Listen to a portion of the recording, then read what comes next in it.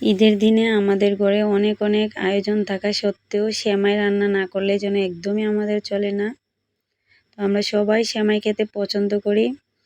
যাদের হাতে একদমই সময় নাই, মাত্র 5 মিনিট সময় হাতে থাকলে আপনারা বানিয়ে নিতে পারবেন এরকম ঝটপট লাচ্ছা সেমাইয়ের রেসিপি। সেই জন্য সবাইকে পুরো ভিডিওটি দেখার অনুরোধ রইল। আসসালামু আলাইকুম, welcome to my channel recipes by কাজল।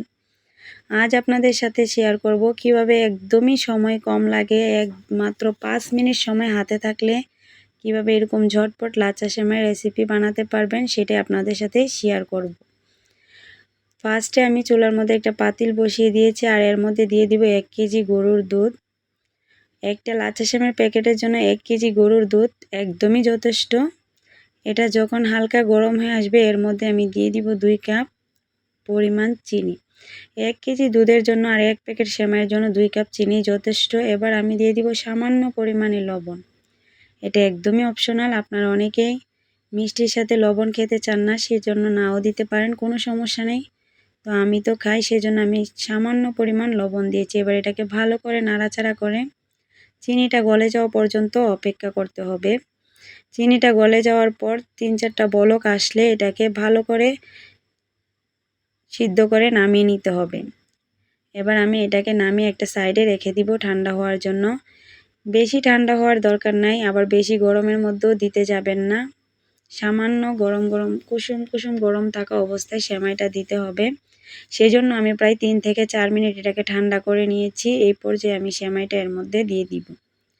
দিয়ে এটাকে আলতো করে একটা চামচের সাহায্যে ভালো করে মিশিয়ে দিতে হবে, যাতে করে একদম বেশি ভেঙে না যায়, সেজন্য আলতো করে দিতে হবে। যেহেতু আমি সামান্য ঠান্ডা করে দিয়েছি, এই সেমাইটা ভেঙে যাবে না, একটার সাথে একটা লেগে যাবে না, আর খেতেও হবে খুবই দারুণ। এই পর্যায়ে আমি আগে থেকে কোরানো নারকেলগুলো এর উপরে ছড়িয়ে দিব, নারিকেল ছড়িয়ে দিব। তারপর দিয়ে দিব 15 থেকে 20টার মতো কিশমিশ। এটা আরও আকর্ষণীয় লাগার জন্য আমি এর মধ্যে দিয়ে দিব কাঠবাদাম। আমি 5 থেকে 6টা কাঠবাদাম এখানে কুচি করে নিয়েছি, সবগুলো এর মধ্যে ছড়িয়ে দিব। কাঠবাদামগুলো ছড়িয়ে দিলে পরিবেশন করে নিতে পারবেন। আপনারা অতিথি আপ্যায়ন অথবা আপনাদের নিজেদের জন্য খেতে পারেন, অথবা বাচ্চাদেরকেও রান্না করে দিতে পারেন। ছোট থেকে বড় সবাই এই সেমাইয়ের রেসিপিটি খুবই পছন্দ করবে। একবার রান্না করলে বারবার এভাবে রান্না করতে মন চাইবে। দেখেন আমার সেমাইটা কতটা সুন্দর হয়েছে আর কতটা লোভনীয় লাগতেছে।